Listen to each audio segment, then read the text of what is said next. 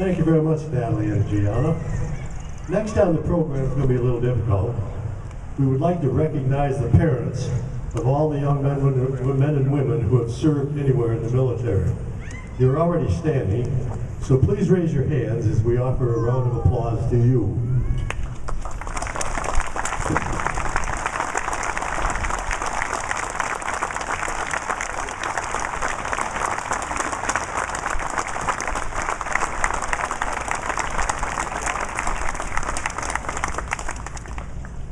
I'd like to remind you of a couple things here. 2 years ago, the Town and Country Garden Club erected a plaque over on this part of the park, which honors our veterans and servicemen and women. While you're here, if you haven't seen the monument over there, please do so. Lastly, I would like to recognize Judy Zameski, who organizes all of the Boy Scout and Cub Scout activities for Memorial Day. She's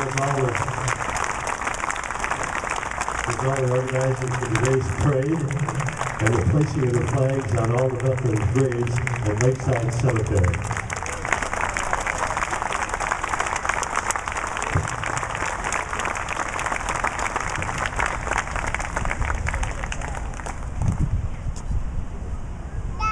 Our speaker today is Abigail Madden. She's from the Libertyville VFW Post 88741. Abigail grew up in Katona, New York, where she became a volunteer firefighter at the age of 18. She joined the United States Army right after high school and completed basic training at Fort Jackson, South Carolina. From there, she went to the Defense Language Institute in Monterey, California, where she learned Arabic and Russian. This training was followed by interrogation training at Fort Huachuca, Arizona, where she became certified as an Army interrogator. She was stationed at Fort Hood, Texas, and assigned to the 312th Military Intelligence Battalion. After her time there, she was deployed to Iraq with the 3rd Brigade of the 1st Cavalry Division for Operation Iraqi Freedom. After completing her deployment, Ms. Madden was honorably discharged from the Army, took a job working as a civilian for the Department of Defense doing safety research. Mrs. Madden is the proud recipient of the Joint Civilian Service Commendation Award, the Global War on Terrorism Award, the Army Achievement Medal, the Army Commendation Medal, the 1st Cavalry Division Order of the Spur, and the Good Conduct Medal. Ladies and gentlemen, Abigail Madden.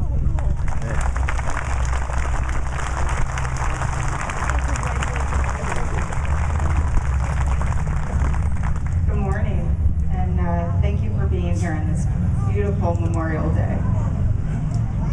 As Don said, my name is Abby Madden. I was a sergeant in the U.S. Army. I learned Russian and Arabic and worked as an interrogator. I joined the Army right out of high school with aspirations to get some discipline in my life, maybe get into shape, definitely move out of my parents' house and earn a paycheck of my own. High aspirations, right? Looking back, being an interrogator was nothing like the job I pictured. If you had asked me back then what I thought it was to be an interrogator, I probably would have told you that I had no idea and was baffled as to why they thought I could do that job. In the end, it turned out to be something that came naturally to me. I know what you're all thinking. She's a woman and it's natural for all women to interrogate their husbands and children. That's only partly true. Interrogation isn't what you see in the movies. At least interrogation now. There's a little document called the Geneva Conventions, which changed a lot of that. I found that interrogation wasn't just about getting the truth, it was also about gaining a person's trust. When I deployed to Iraq in 2005 with the 3rd Brigade of the 1st Cav Division, I was finally able to put my training to use. I was stationed at the Al Sajud Palace, which had previously been inhabited by Saddam Hussein's wife, one of them. We had a small prison built over her old tennis court that housed about 20 prisoners. It was there that I learned how interrogation was really done and what exactly was on the line when there was time delays from a detainee lying or withholding information. There were times when we had detainees that were in the wrong place at the wrong time and just got taken in. There were other times when those detainees were unapologetic insurgents and deserved to be there. The hardest thing for me was knowingly trying to gain somebody's trust and not being able to return it. I would always be skeptical. Or also feeling responsible for an insurgent being released back to the streets when we couldn't get enough information to keep them locked up. When I was a sergeant in Iraq, in my unit on another base, a sergeant was killed when his Humvee was struck by an IED. I and my fellow interrogators blamed ourselves. What if we hadn't done enough to keep that person off the streets? What if we hadn't won them over to the American cause while we were in Iraq, or we hadn't tried enough? It's these types of things that every soldier brings home from war, that feeling of, did I do enough? Could I have done something different? That's why Memorial Day is a healing time for me and other veterans alike. It helps me to remember that despite the things I could have or should have done, these service members who didn't make it home are still remembered. For me, those service members have a name and a face, and I'm sure the same goes for many of you here today. Today is the day we remember those names and faces of service members who made the ultimate sacrifice, or whose status is still unknown. Today we tell their stories and we remember their contribution to their nation and their comrades in arms. I want to end with this.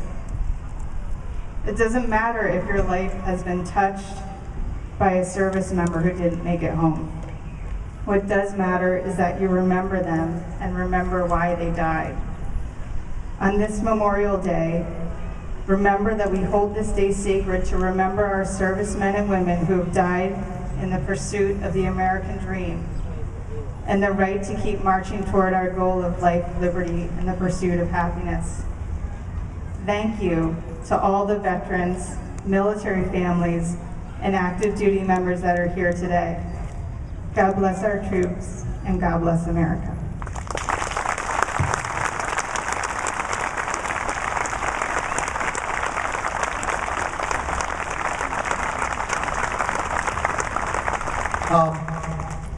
Before the next thing on the agenda, I would like to recognize one person who hasn't been recognized yet today. That's our Master of Ceremonies, Don Carter. Don served in the military in World War II, and he went to Normandy and fought the Battle of Normandy. Don is being recognized, and he will be a week from today back in Normandy.